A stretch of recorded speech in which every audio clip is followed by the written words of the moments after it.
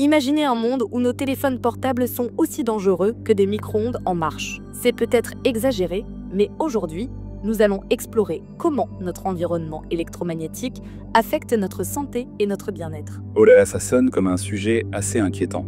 On parle vraiment de nos téléphones et de nos appareils électroniques du quotidien. Exactement, nous sommes constamment entourés de champs électromagnétiques, ou CEM, émis par nos smartphones, ordinateurs, réseaux Wi-Fi et même nos lignes électriques. Bien que la plupart de ces CEM soient considérés comme non ionisants, c'est-à-dire qu'ils ne causent pas de dommages directs à notre ADN, il y a de plus en plus de préoccupations concernant leur impact potentiel sur notre santé.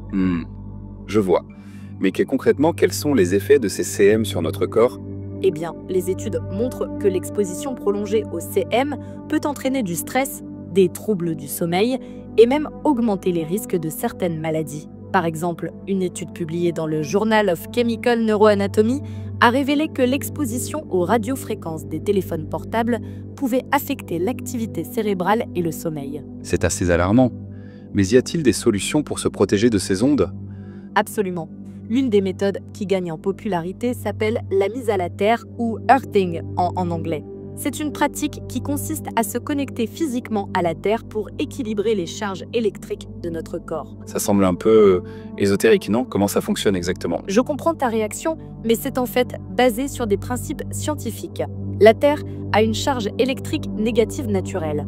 Et lorsque nous nous connectons à elle, nous permettons un transfert d'électrons qui peut neutraliser les effets indésirables des CEM.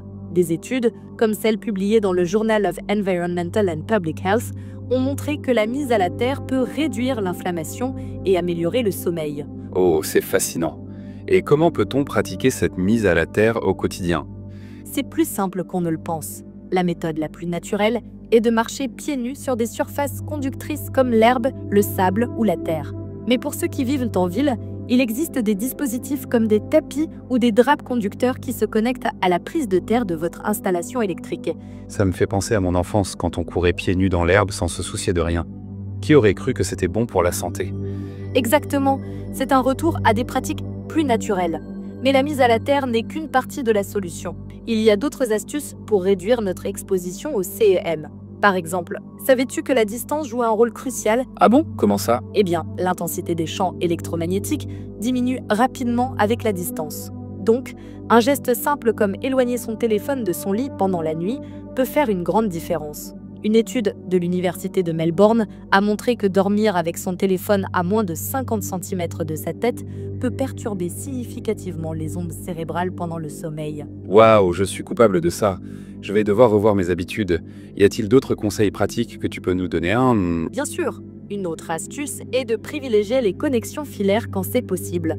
Par exemple, utiliser un câble Ethernet plutôt que le Wi-Fi peut réduire considérablement votre exposition au CEM.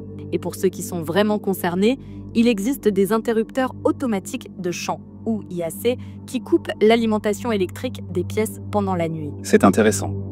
Mais est-ce que ça ne risque pas de nous couper complètement du monde moderne? Pas du tout. L'idée n'est pas de rejeter la technologie, mais plutôt de l'utiliser de manière plus consciente. C'est comme une sorte de diète électromagnétique. On ne supprime pas complètement, mais on apprend à consommer de manière plus équilibrée. J'aime bien cette analogie. Ça me fait penser. Y a-t-il des moments de la journée où il est particulièrement important de réduire notre exposition? Excellente question. Le soir et la nuit sont des moments cruciaux. Notre corps produit naturellement de la mélatonine, l'hormone du sommeil, lorsque la lumière baisse. Mais l'exposition aux écrans et aux CEM peut perturber ce processus. Une étude publiée dans le Journal of Pinnell Research a montré que l'exposition aux CEM pendant la nuit peut réduire la production de mélatonine de jusqu'à 50%. C'est impressionnant. Ça explique pourquoi on a parfois du mal à s'endormir après avoir passé du temps sur nos téléphones. Exactement. C'est pourquoi il est recommandé d'arrêter l'utilisation des écrans au moins 1 heure avant le coucher.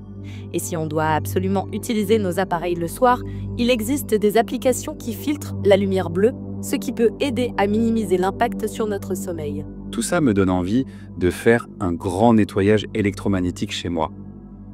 Mais j'imagine que ça peut sembler un peu extrême pour certaines personnes. Tu as raison, et c'est important de trouver un équilibre qui nous convient. L'objectif n'est pas de vivre dans la peur des ondes, mais plutôt de prendre conscience de notre environnement électromagnétique et de faire des choix éclairés. Chacun peut commencer par de petits gestes et voir ce qui fonctionne le mieux pour lui. C'est rassurant de savoir qu'on peut agir à notre échelle. As-tu d'autres ressources à recommander à nos auditeurs qui voudraient en apprendre davantage sur ce sujet? Absolument. Je recommande vivement le livre Earthing, The Most Important Health Discovery Ever de Clinton Aubert, qui explique en détail les principes de la mise à la Terre. Pour ceux qui préfèrent les ressources en ligne, le site de l'Organisation mondiale de la santé a une section dédiée aux champs électromagnétiques et à la santé publique qui est très informative. Super, merci pour ces recommandations. Une dernière question. Comment vois-tu l'évolution de notre relation avec la technologie et les CM dans les années à venir? C'est une excellente question.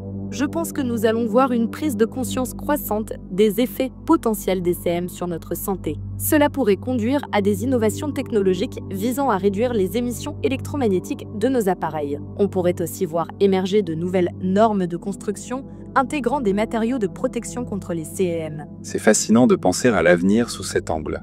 Ça ouvre vraiment de nouvelles perspectives. Tout à fait. Et n'oublions pas que la technologie évolue constamment. Qui sait, dans quelques années, nous aurons peut-être des smartphones qui se rechargent avec l'énergie de la Terre ou des maisons intelligentes qui optimisent automatiquement notre environnement électromagnétique. Ça sonne comme de la science-fiction, mais c'est excitant. N'est-ce pas? C'est pas. En attendant ces innovations futuristes, rappelons-nous que chaque petit geste compte. Que ce soit marcher pieds nus dans l'herbe, éloigner son téléphone la nuit ou simplement prendre des pauses régulières loin des écrans, nous avons le pouvoir d'agir sur notre bien-être électromagnétique. C'est un message inspirant pour conclure notre discussion. Merci pour tous ces éclairages. Merci à toi et merci à tous nos auditeurs de Gen FM qui nous ont suivis dans cette exploration fascinante de notre environnement électromagnétique. N'oubliez pas, la santé commence par de petits gestes quotidiens. Prenez soin de vous et à la prochaine émission.